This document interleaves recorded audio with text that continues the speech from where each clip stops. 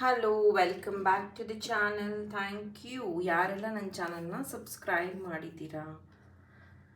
ಇವತ್ತು candle love reading ಮಾಡ್ತಿದ್ದೀನಿ. ನಿಮ್ಮ ಪರ್ಸನ್ನ ನೆನಪಿಸ್ಕೊಂಡು ಈ ಒಂದು ರೀಡಿಂಗ್ನ ವಾಚ್ ಮಾಡಿ.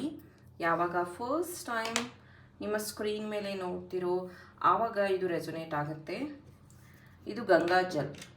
ಓಕೆ, ಸೊ ನಾನು ಪ್ರಯಾಗ್ರಾಜ್ಗೆ ಹೋದಾಗಲೂ ತಂದಿದ್ದೆ ಆ್ಯಂಡ್ ಮೊನ್ನೆ ಕಾಶಿಗೆ ಹೋದಾಗೂ ತಂದಿದ್ದೀವಿ ಆ್ಯಂಡ್ ಮಾನಸ ಸರೋವರಕ್ಕೆ ಹೋದಾಗೂ ತಂದಿದ್ರು ನಮ್ಮ ಫ್ಯಾಮಿಲಿಯಲ್ಲಿ. ಸೊ ಇದನ್ನೆಲ್ಲ ನಾನು ಆ್ಯಕ್ಚುಲಿ ರೀಡಿಂಗ್ಸಲ್ಲಿ ಯೂಸ್ ಮಾಡ್ತಿದ್ದೆ, ನಾನು ನಿಮಗೆ ತೋರಿಸ್ತಿರ್ಲಿಲ್ಲ ಅಷ್ಟೇ. ಮುಂಚೆನೇ ನಾವು ಇದಕ್ಕೆ ಆ್ಯಡ್ ಮಾಡಿ ಇಟ್ಟಿರ್ತಿದ್ವಿ ಹಾಗಾಗಿ. ಬಟ್ ಇವತ್ತು ಇದನ್ನು ನಾನು ನಿಮ್ಮ ಮುಂದೆನೇ ತೋರಿಸ್ತಾ ಇದ್ದೀನಿ. ತುಂಬ ಜನ ಆವಾಗ ನನಗೆ ರಿಕ್ವೆಸ್ಟ್ ಮಾಡ್ಕೊತಿದ್ರು. ಫಸ್ಟ್ ನಾನು ಈ ಥರ ಗಂಗಾಜಲ್ ನನ್ನ ಹತ್ರ ಇದೆ ಅಂತೆಲ್ಲ ಹೇಳಿದ್ರೆ, ಮೇಡಮ್ ನಮಗೂ ಕಳಿಸ್ಕೊಡಿ ಅಂತೆಲ್ಲ ಕೇಳ್ತಾರೆ ಅಂತ ನಾನು ಯಾರ ಹತ್ರನೂ ಇದನ್ನು ಎಲ್ಲರ ಮುಂದೆ ಶೇರ್ ಮಾಡ್ತಿರ್ಲಿಲ್ಲ. And this is Gangajal. ಇದರಿಂದ ನಿಮಗೆ ಮತ್ತು ನಿಮ್ಮ ಪರ್ಸನ್ಗೆ ಬೇಕಾದಂಥ ಪಾಸಿಟಿವ್ ಎನರ್ಜಿ ಸಿಕ್ಕಲಿ ಅಂತ ನಾನು ಕ್ಯಾಂಡಲ್ ರೀಡಿಂಗ್ಸಲ್ಲೂ ಆ್ಯಡ್ ಮಾಡ್ತೀನಿ. ಬಟ್ ಇವತ್ತು ನಿಮ್ಮ ಮುಂದೆನೇ ಯೂಸ್ ಮಾಡಿದ್ದೀನಿ. And let start with a positive note.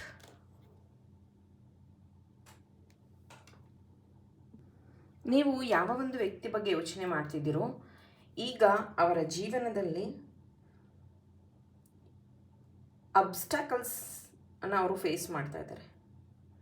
ಅವ್ರ ಫ್ಯಾಮಿಲಿನೇ ಅವ್ರ ವಿರುದ್ಧ ಆಗಿರುವಂಥದ್ದು, ಅಥವಾ ಅವ್ರ ಫ್ರೆಂಡ್ಸೇ ಅವ್ರ ವಿರುದ್ಧ ಆಗಿರುವಂಥದ್ದು, ಅವ್ರು ಇಷ್ಟಪಡುವಂಥವರೇ ಅವರ ವಿರುದ್ಧ ಆಗಿರುವಂಥದ್ದು. ಇದ್ರ ಮಧ್ಯ ಅವರು ನಿಮ್ಮ ಮುಂದೆ ಅದನ್ನು ಸರಿಯಾಗಿ ಎಕ್ಸ್ಪ್ರೆಸ್ ಮಾಡೋಕ್ಕಾಗ್ತಿಲ್ಲ, ಹೇಳ್ಕೊಳಕ್ಕಾಗ್ತಿಲ್ಲ, ತುಂಬ ಸಪ್ರೆಸ್ಡ್ ಫೀಲ್ ಆಗ್ತಿದ್ದಾರೆ.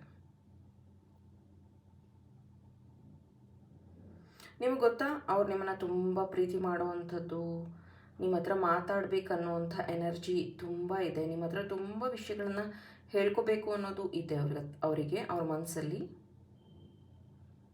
ಯಾಕಂದರೆ ಯಾವಾಗೂ ನೀವು ಜಾಸ್ತಿ ಟಾಕಿಟಿವ್ ಆಗಿದ್ದು, ನೀವು ಜಾಸ್ತಿ ಮಾತಾಡ್ತಾ ಇದ್ದಿದ್ದಂಥ ವ್ಯಕ್ತಿ.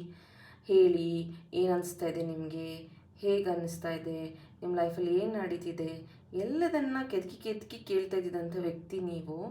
ಈಗ ಅವರಿಗೆ ನಿಮ್ಮ ಹತ್ರ ಮಾತಾಡಬೇಕು ಅನ್ನೋಷ್ಟು ಮಾತುಗಳಿದೆ. ಮೇ ಬಿ ನೀವೇ ಮಾತು ಕಮ್ಮಿ ಮಾಡಿದ್ದೀರಾ, ಅಥವಾ ನೀವಿಬ್ಬರು ದೂರ ದೂರ ಇರಬಹುದು, ಲಾಂಗ್ ಡಿಸ್ಟೆನ್ಸ್ ಲವ್ ಇರಬಹುದು, ಅಥವಾ ನಂಬರ್ ಬ್ಲಾಕ್ ಮಾಡಿರಬಹುದು. ಇವರಿಗೆ ಅನ್ನಿಸ್ತಾ ಇರೋವಂಥದ್ದು, ಯಾವಾಗಾದರೂ ನಾನು ಈ ವ್ಯಕ್ತಿನ ಮೀಟ್ ಮಾಡಿಬಿಡ್ತೀನಿ, ಯಾವಾಗ ನಾನು ಇವ್ರ ಮುಖ ನೋಡ್ತೀನಿ, ಯಾವಾಗ ಖುಷಿಯಾಗಿ ಇವ್ರ ಕೈನ ನಾನು ಹೋಲ್ಡ್ ಮಾಡ್ತೀನಿ, ಯಾವಾಗ ಈ ಒಂದು ವ್ಯಕ್ತಿನ ಹಗ್ ಮಾಡ್ಕೊತೀನಿ. ತುಂಬ ಮಿಸ್ ಮಾಡ್ಕೋತಾ ಇದ್ದಾರೆ ಆ ವ್ಯಕ್ತಿ ನಿಮ್ಮನ್ನು. ಹೌದು, ಅವರು ತುಂಬ ಸತಿ ಹೇಳಿದ್ದಾರೆ, ನನ್ನ ಫ್ಯಾಮಿಲಿಯಲ್ಲಿ ಕೊಡದೇ ಇರುವಂಥ ಪ್ರೀತಿ ನೀವು ನನಗೆ ಕೊಟ್ಟಿದ್ದೀರಾ, ಅಷ್ಟು ವಿಶ್ವಾಸ ತೋರಿಸಿದ್ದೀರಾ, ತುಂಬ ನಾನು ಇದಕ್ಕೆ ಚಿರಋಣಿಯಾಗಿರ್ತೀನಿ, I love the way you behave, you respect ಅಂತೆಲ್ಲ ಹೇಳ್ಕೊಂಡಿದ್ದಾರೆ ಅವರು. ಬಟ್ ಈ ಟೈಮಲ್ಲಿ ಅವರಿಗೆ ಒಂದು ಮಾರಲ್ ಸಪೋರ್ಟ್ ಅಂತ ಬೇಕು ಅಂತ ಅನ್ನಿಸ್ತಾ ಇದೆ. ಕರ್ಕಾಟಕ ರಾಶಿ, ಕನ್ಯಾ ರಾಶಿ, ವೃಶ್ಚಿಕ ರಾಶಿ, ವೃಷಭ ರಾಶಿ, ತುಲಾ ರಾಶಿ, ಕುಂಭರಾಶಿ, ಮಿಥುನ ರಾಶಿ ಪ್ರೆಸೆಂಟ್ ಇರುವಂಥದ್ದಿದೆ, ಮೇಷರಾಶಿ. ಇತ್ತೀಚೆಗೆ ನಿಮ್ಮ ಜೀವನದಲ್ಲಿ ಒಬ್ಬರು ವ್ಯಕ್ತಿ ಬಂದಿರೋವಂಥದ್ದು, ಅವರು ನೀವು ಕ್ಲೋಸ್ ಆಗ್ತಿದ್ದೀರಾ ಅಂತ ಅನ್ನಿಸ್ತಾ ಇದೆ. ಇದು ಹುಡುಗ ಹುಡುಗಿ ಯಾರಾದರೂ ಆಗಿರಬಹುದು. ಈ ವಿಷಯ ನಿಮ್ಮ ಪರ್ಸನ್ನಿಗೆ ಗೊತ್ತಾಗಿದೆ, ಹಾಗಾಗಿ ಅವರಿಗೆ ಹರ್ಟ್ ಆಗ್ತಾ ಇದೆ, ತುಂಬ ಬೇಜಾರಾಗ್ತಿದೆ. ನೀವು ಎಲ್ಲಿ ಇವ್ರ ಜೊತೆಗೆ ತುಂಬ ಕ್ಲೋಸ್ ಆಗ್ತಿದ್ದೀರೋ, ಯಾಕೆ ಇವ್ರನ್ನ ದೂರ ಮಾಡ್ತಿದ್ದೀರಾ, ಯಾಕೆ ಈ ಥರ ಬಿಹೇವ್ ಮಾಡ್ತಿದ್ದೀರಾ, ಈ ವ್ಯಕ್ತಿಗೆ ಇನ್ಸೆಕ್ಯೂರಿಟಿ ಫೀಲ್ ಆಗ್ತಿದೆ. ಮೇ ಬಿ ಅವರು ಕೆಲವೊಂದು ಸತಿ ನಿಮ್ಮನ್ನು ಮಾತಾಡಿಸುವಾಗ ರೇಗಿದ್ದು ಇದೆ, ನೀನು ಅವ್ರ ಜೊತೆಗೆ ಯಾಕೆ ಸೇರ್ತಿದ್ಯಾ, ಅವ್ರು ಯಾರು, ಅವ್ರು ಯಾಕೆ ಈಗ ನಿನಗೆ ಕ್ಲೋಸ್ ಆಗಿರುವಂಥದ್ದು, ಸಡನ್ನಾಗಿ ಎಲ್ಲಿಂದ ಬಂದರು, ಯಾವ ರೀತಿ ಫ್ರೆಂಡ್ಶಿಪ್ಪು, ಹಾಗೆ ಹೀಗೆ. ಬಟ್ ನಿಮಗೆ ಹೆಂಗೆ ಅನ್ನಿಸ್ತಾ ಇದೆ ಅಂದರೆ, ನೀವು ಫ್ರೀಯಾಗಿದ್ದಾಗ, ನೀವು ಅವ್ರಿಗೆ ಟೈಮ್ ಕೊಟ್ಟಾಗ ಅವರು ಕಂಪ್ಲೀಟ್ಲಿ ನಿಮ್ಮನ್ನ ಇಗ್ನೋರ್ ಮಾಡಿದರು. ನಿಮ್ಮಿಂದ ಅವರು ಅಂದರೆ, ನೀನು ಯಾಕೆ ಈ ಥರ ಡಿಸ್ಟರ್ಬ್ ಮಾಡ್ತೀಯ, ನನಗೆ ನನ್ನ ಕೆಲಸಗಳನ್ನು ಮಾಡೋದಕ್ಕೆ ಬಿಡು, ನನ್ನ ವಿಚಾರದಲ್ಲಿ ತಲೆ ಹಾಕಬೇಡ ಅಂತೆಲ್ಲ ಹೇಳಿರೋರು. ಈಗ ಅವ್ರಿಗೆ ಹೆಂಗೆ ಅನ್ನಿಸ್ತಾ ಇದೆ ಅಂದರೆ, ನನ್ನ ಹತ್ರ ತುಂಬ ಟೈಮ್ ಇದೆ ಮಾತಾಡೋದಕ್ಕೆ, ಆದರೆ ನೀವೇ ನನಗೆ ಟೈಮ್ ಕೊಡ್ತಿಲ್ಲ ಅನ್ನೋಷ್ಟು ಅವರು ಹರ್ಟ್ ಆಗ್ತಿದೆ ಅವ್ರಿಗೆ.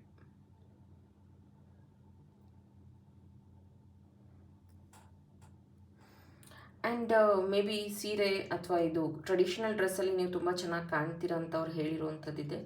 ಮೇ ಬಿ ನೀವು ಆ ಥರ ಡ್ರೆಸ್ ಮಾಡ್ಕೊಳ್ಳೋದು ಅವರಿಗೆ ತುಂಬ ಇಷ್ಟ. ಆ್ಯಂಡ್ ಅವ್ರ ಡ್ರೀಮ್ಸಲ್ಲೂ ಅಷ್ಟೇ ಅವರು ನಿಮ್ಮನ್ನು ಟ್ರೆಡಿಷ್ನಲ್ ಡ್ರೆಸ್ಸಲ್ಲಿ ನೋಡ್ತಾ ಇದ್ದಾರೆ. ಇಲ್ಲಿ ಫಾರ್ಮಲ್ ಡ್ರೆಸ್ ಸಹ ನನಗೆ ಚಾನಲ್ ಆಗ್ತಿರುವಂಥದ್ದು. ಮೇ ಬಿ ಅವರು ಗೌರ್ಮೆಂಟ್ ಸೆಕ್ಟ್ರಲ್ಲಿ ಕೆಲಸ ಮಾಡೋದು ಅಥವಾ ನೀವು ಗೌರ್ಮೆಂಟ್ ಸೆಕ್ಟ್ರಲ್ಲಿ ಕೆಲಸ ಮಾಡುವಂಥದ್ದು. ಮೇ ಬಿ ನೀವಲ್ಲಿ ಎದುರಿಗೆ ನೋಡಿದ್ರೂ ಮಾತಾಡ್ಸೋಕ್ಕಾಗಲ್ಲ, ಕಮ್ಯುನಿಕೇಷನ್ ಇಲ್ಲ. ಆ ವ್ಯಕ್ತಿ ತುಂಬ ಕ್ಲೀನ್ ಟೈನಿ ಡ್ರೆಸ್ ಮಾಡ್ಕೊಳ್ಳೋವಂಥದ್ದು ಫಾರ್ಮಲ್ಸ್. ಇದು ಮೆನ್ ಯಾರಾದರೂ ಆಗಿರಬಹುದು. ಆ್ಯಂಡ್ ತುಂಬ ಜವಾಬ್ದಾರಿಯುತವಾದ ಹುದ್ದೆಯಲ್ಲಿ ಇರೋದ್ರಿಂದ ಅವರು ನಿಮ್ಮಲ್ಲಿ ಅಷ್ಟೊಂದು ಕ್ಲೋಸ್ ಆಗಿ ಮಾತಾಡ್ಸೋಕ್ಕಾಗಲ್ಲ ಅಂತ ಅನಿಸುತ್ತೆ.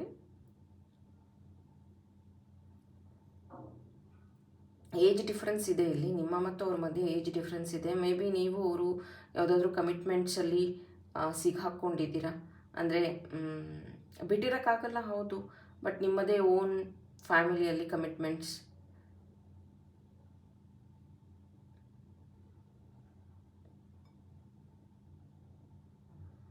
ಇವ್ರು ಫೋನ್ ಮಾಡಿದಾಗ ಜಾಸ್ತಿ ಮಾತಾಡೋದಿಲ್ಲ, ಎಕ್ಸ್ಪ್ರೆಸ್ ಮಾಡೋದಿಲ್ಲ, ಬಟ್ ಅವ್ರ ಕಣ್ಣಲ್ಲಿ ಎಲ್ಲ ಫೀಲಿಂಗ್ಸ್ನ ನೋಡಬಹುದು. ಅಷ್ಟು ಚೆನ್ನಾಗಿ ಅವರು ಕಣ್ಣಲ್ಲೇ ಮಾತಾಡ್ತಾರೆ, ಅಷ್ಟು ಎಮೋಷನ್ಸ್ ಅವ್ರ ಕಣ್ಣಲ್ಲಿ ಕಾಣುತ್ತೆ. ಹೌದು, ನೀವು ಸ್ವಲ್ಪ ಟಾಕಿಟಿವ್, ಹಾಗಾಗಿ ನಿಮ್ಗೆ ಏನು ಅನಿಸುತ್ತೋ ಅದನ್ನು ನೀವು ಹೇಳ್ಕೊತೀರಾ. ಈ ವ್ಯಕ್ತಿ ತುಂಬ ವಿಷಯಗಳನ್ನು ಮನಸ್ಸಲ್ಲೇ ಇಟ್ಕೊಂಡಿರ್ತಾರೆ. ಹಾಗಾಗಿ ನಿಮ್ಗೆ ಅನ್ನಿಸ್ತಾ ಇರುತ್ತೆ ಈ ವ್ಯಕ್ತಿ ಯಾವಾಗ ಹೇಳ್ತಾರೋ ಆವಾಗಲೇ ನಾನು ರಿಯಾಕ್ಟ್ ಮಾಡೋಣ, ನಾನು ಕೇಳೋದೇ ಬೇಡ ಅಂತ ನೀವು ಸುಮ್ಮನಾಗಿರುವಂಥದ್ದು. ಈ ಒಂದು ನಡತೆಯಿಂದ ಅಂದರೆ ಈ ವ್ಯಕ್ತಿ ನಾನು ಇಗ್ನೋರ್ ಮಾಡ್ತಿದ್ದಾರೆ ನೋಡಪ್ಪ, ಮುಂಚೆ ಥರ ಲವ್ ಮಾಡ್ತಿಲ್ಲ ಅನ್ನೋದು ಅವ್ರಿಗೂ ಇನ್ಸೆಕ್ಯೂರಿಟಿ ಫೀಲ್ ಆಗ್ತಿದೆ. ಇತ್ತೀಚೆಗೆ ನೀವೆಲ್ಲೋ ರೀಸೆಂಟಾಗಿ ಟೂರ್ಗೆ ಹೋಗಿ ಬಂದಿರೋಂಥ ಫೋಟೋಸ್ನ ಅಪ್ಲೋಡ್ ಮಾಡಿದ್ರಿ. ಅದನ್ನು ನೋಡಿ ಅವ್ರಿಗೆ ಸಂತೋಷ ಆಗಿಲ್ಲ, ಬಿಕಾಸ್ ನಿಮ್ಮ ಜೊತೆಗೆ ಬೇರೆಯವರಿದ್ದರು. ಸೊ ಇದೆಲ್ಲೋ ಒಂದು ಕಡೆ ಅವ್ರಿಗೆ ಹರ್ಟ್ ಆಗಿದೆ. ತುಂಬ ಪ್ರಾಮಿಸಸ್ನ ಅವ್ರು ಮಾಡಿದ್ದಾರೆ. ನಾನು ನಿನಗೆ ಈ ಥರ ಖುಷಿಯಾಗಿ ನೋಡ್ಕೊತೀನಿ, ನನ್ನ ಜೀವನದಲ್ಲಿ ನೀನು ಇದ್ದರೆ ಈ ಥರ ಮಾಡ್ತೀನಿ, ಆ ಥರ ಮಾಡ್ತೀನಿ, ನಾವಿಷ್ಟು ಖುಷಿಯಾಗಿರೋಣ, ಹಾಗಿರೋಣ. ಬಟ್ ಪ್ರಾಕ್ಟಿಕಲಿ ಅವರು ನಿಮಗೆ ತುಂಬ ಹರ್ಟ್ ಮಾಡಿದ್ದಾರೆ, ತುಂಬ ಕಣ್ಣೀರು ಹಾಕಿಸಿರೋವಂಥದ್ದಿದೆ. ಏನು ಗೊತ್ತಾ, ಡೈರೆಕ್ಟಾಗಿ ಅವ್ರು ಬೈತಾರೆ ಅದಕ್ಕೆ ನೀವು ಕಣ್ಣೀರು ಹಾಕ್ತೀರಾ ಆ ಥರ ಅಲ್ಲ. ಕೆಲವೊಂದು ಸಿಚುವೇಶನ್ ಹೆಂಗೆ ಕ್ರಿಯೇಟ್ ಆಗುತ್ತೆ ಅಂದರೆ ತುಂಬ ಹರ್ಟ್ ಆಗುತ್ತೆ. ನೀವು ಮಲ್ಗೋ ಟೈಮಲ್ಲಿ ಬೇಗ ನಿದ್ದೆ ಬರೋದಿಲ್ಲ, ಆ ವ್ಯಕ್ತಿನ ನೆನಪಿಸ್ಕೊತೀರಾ, ಮಾತಾಡಿದ್ದು ವಿಷಯಗಳು, ಚರ್ಚೆ ಇದೆಲ್ಲ ನೆನಪಿಸ್ಕೊಂಡು ನಿಮಗೆ ಭಾಳ ನೋವಾಗುವಂಥದ್ದು, ದುಃಖ ಆಗುವಂಥದ್ದು. ಆ್ಯಂಡ್ ಈ ಪ್ರೀತಿ ಶುರುವಾದಾಗ ನೀವು ತುಂಬ ಖುಷಿಯಾಗಿದ್ರಿ, ಒಂದು ಹೊಸ ಜೀವನ ಸಿಕ್ಕಿತ್ತು ಅಂತ ಅನ್ನಿಸ್ತಾ ಇತ್ತು. ಆದರೆ ಈ ವ್ಯಕ್ತಿಯ ಬಿಹೇವಿಯರಿಂದ ಇವಾಗ ತುಂಬ ಕಣ್ಣೀರು ಹಾಕ್ತಿದ್ದೀರಾ ನೀವು. ಕಂಫರ್ಟ್ ಅನ್ನೋದಕ್ಕಿಂತ ಡಿಸ್ಕಂಫರ್ಟ್ ಆಗಿದೆ. ಮುಂಚೆ ನೀವು ತುಂಬ ಚೆನ್ನಾಗಿ ರೆಡಿ ಆಗ್ತಿದ್ರಿ, ತುಂಬ ಚೆನ್ನಾಗಿ ಕಾಣ್ತಿದ್ರಿ, ತುಂಬ ಸಮಯ ಕೊಡ್ತಿದ್ರಿ ನಿಮಗೆ ನೀವು. ಈಗ ಯಾಕೋ ನಿಮ್ಮ ಬಗ್ಗೆ ನಿಮ್ಗೆ ಆಸಕ್ತಿ ಇಲ್ಲ. ಬದಲಿಗೆ ಇವ್ರೇನು ತಿಳ್ಕೊತಾರೆ, ಇವ್ರೇನು ಯೋಚನೆ ಮಾಡ್ತಾರೆ, ಇವ್ರು ನನ್ನ ಬಗ್ಗೆ ಏನು ಅನ್ಕೋತಿದ್ದಾರೆ, ಇವ್ರು ಹೇಗಿದ್ದಾರೆ, ಈ ಥರ ನೀವು ಆ ವ್ಯಕ್ತಿಗೆ ತುಂಬ ಪ್ರಿಯಾರಿಟಿ ಕೊಡ್ತಿದ್ರೆ. ಬಿಲೀವ್ ಮೀ, ನೀವು ಒಂದು ಸ್ವಲ್ಪ ನಿಮ್ಮ ಬಗ್ಗೆ ಗಮನ ಕೊಡಿ, ನಿಮ್ಮ ಬಗ್ಗೆ ಯೋಚನೆ ಮಾಡಿ, ನೀವು ಚೆನ್ನಾಗಿ ರೆಡಿಯಾಗಿ, ನೀವು ಖುಷಿಯಾಗಿರಿ, ನಿಮ್ಗೆ ಏನು ಬೇಕೋ ಅದನ್ನು ತಗೊಳ್ಳಿ. ಆಗ ನಿಮ್ಮ ಸೆಲ್ಫ್ ಲವ್ ಇಂಪ್ರೂವೈಸ್ ಆಯಿತು ಅಂದರೆ, ನಿಮ್ಮ ಸೆಲ್ಫ್ ಲವ್ ಕ್ರಿಯೇಟಿವಿಟಿ ಇಂಪ್ರೂವ್ ಆಯಿತು ಅಂದರೆ ಆ ವ್ಯಕ್ತಿ ನಿಮ್ಮ ಕಡೆಗೆ ಭಾಳ ಬೇಗ ಅಟ್ರಾಕ್ಟ್ ಆಗೋದಕ್ಕಾಗತ್ತೆ.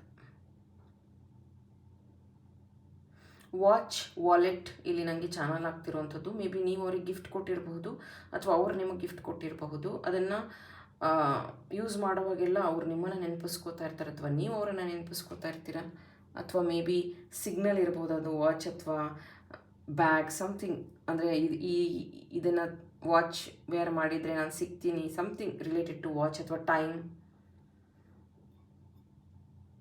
ಅಥವಾ ಕೋಡ್ ವರ್ಡ್ ಇರಬಹುದು, ಎಷ್ಟು ಟೈಮ್ ಅಂತ ಕೇಳೋ ಅಂಥದ್ದು ಆಫೀಸಲ್ಲಿ, ಆ ಥರನೂ ಇರಬಹುದು. ಆ್ಯಂಡ್ ವೈಟ್ ಇಲ್ಲಿ ನನಗೆ ತುಂಬ ಚಾನಲ್ ಆಗ್ತಿದೆ. ಮೇ ಬಿ ಅವ್ರು ಜಾಸ್ತಿ white shirt, white cotton wear ಮಾಡ್ತಾರೆ ಅನಿಸುತ್ತೆ. ಆ್ಯಂಡ್ ಅಥವಾ ಈಗ ರೀಸೆಂಟಾಗಿ August 15th ಆಯಿತು, ಮೇ ಬಿ ಎಲ್ಲರೂ ವೈಟ್ ಡ್ರೆಸ್ಸಲ್ಲಿದ್ದಿರಿ ನೀವು, ಅವರು, ಅಥವಾ ವೈಟ್ ಡ್ರೆಸ್ಸಲ್ಲಿ ಫೋಟೋಸ್ನ ಅಪ್ಲೋಡ್ ಮಾಡಿದರು. ಬಿಕಾಸ್ ಐ ಆಮ್ ಸೀಯಿಂಗ್ ಇಬ್ಬರೂ ವೈಟ್ ಡ್ರೆಸ್. ಓಕೆ. ತುಂಬ ಸತಿ ಯೋಚನೆ ಮಾಡಿದಾಗ ಈ ವ್ಯಕ್ತಿ ಬಗ್ಗೆ ನಿಮಗೆ ಕನ್ಫ್ಯೂಷನ್ ಅನ್ನೋದಕ್ಕಿಂತ ಭಯ ಜಾಸ್ತಿ. ಈ ವ್ಯಕ್ತಿ ನೀವಿಲ್ಲ ಅಂದರೆ ತುಂಬ ಸತಿ ಹೇಳಿದ್ದಾರೆ ಅವ್ರು, ನಾನು ಸತ್ತೋಗ್ಬಿಡ್ತೀನಿ, ನೀನಿಲ್ಲ ಅಂದರೆ ನನ್ನ ಜೀವನನೇ ಇಲ್ಲ, ನೀನು ಈ ಥರ ಮಾಡಬೇಡ, ಅವಾಯ್ಡ್ ಮಾಡಬೇಡ, ನೀನೇ ನನ್ನ ಪ್ರಪಂಚ, ಅಂತೆಲ್ಲ ಹೇಳಿರೋದು ಇದೆ. ಅವರು ಒಂದು ಸ್ವಲ್ಪ ಸೈಕ್ ಅಂತ ಅನ್ಬೋದು, ಯಾಕಂದರೆ ಅವರು ತುಂಬ ಹಚ್ಕೊಂಡಿದ್ದಾರೆ ನಿಮ್ಮನ್ನ. ಅವರು ಎಷ್ಟೇ ಅನ್ಕಂಫರ್ಟಾಗಿ ಬಿಹೇವ್ ಮಾಡಿದ್ರೂ ಅಟ್ ದ ಎಂಡ್ ಅವರು ನಿಮ್ಮ ಜೊತೆಗೆ ಮಾತಾಡದೆ ಇರೋಕ್ಕಾಗೋದಿಲ್ಲ, ನಿಮ್ಮನ್ನು ನೋಡದೆ ಇರೋಕ್ಕಾಗೋದಿಲ್ಲ. ಮೇಲ್ನೋಟಕ್ಕೆ ತುಂಬ ಸತಿ ಅವರು ನಾನು ತುಂಬ ಸ್ಟ್ರಾಂಗ್ ಅಂತ ಹೇಳ್ಕೊತಾರೆ, ಬಟ್ ನಿಮ್ಮ ಪ್ರೀತಿಯಲ್ಲಿ ಅವರು ತುಂಬ ಬ್ಲೈಂಡ್ ಆಗಿದ್ದಾರೆ. ಆ್ಯಂಡ್ ಐ ಲವ್ ಯು ಅಂತ ಹೇಳ್ತಿದ್ದಾರೆ. ಸದ್ಯಕ್ಕೆ ಅವ್ರು ನಿಮ್ಮನ್ನು ತುಂಬ ಮಿಸ್ ಮಾಡ್ಕೋತಾ ಇದ್ದಾರೆ. ಅವ್ರನ್ನ ನೀವು ಮಾತಾಡಿಸ್ತಾ ಇಲ್ಲ ಅಂದರೆ ದಯವಿಟ್ಟು ಕಾಲ್ ಮಾಡಿ ಮಾತಾಡಿಸಿ, ಲವ್ ಯು ಅಂತ ಹೇಳಿ. Thank you. ಇದು ನಿಮ್ಮ ಲವ್ ರೀಡಿಂಗ್ ಆಗಿತ್ತು. All the best.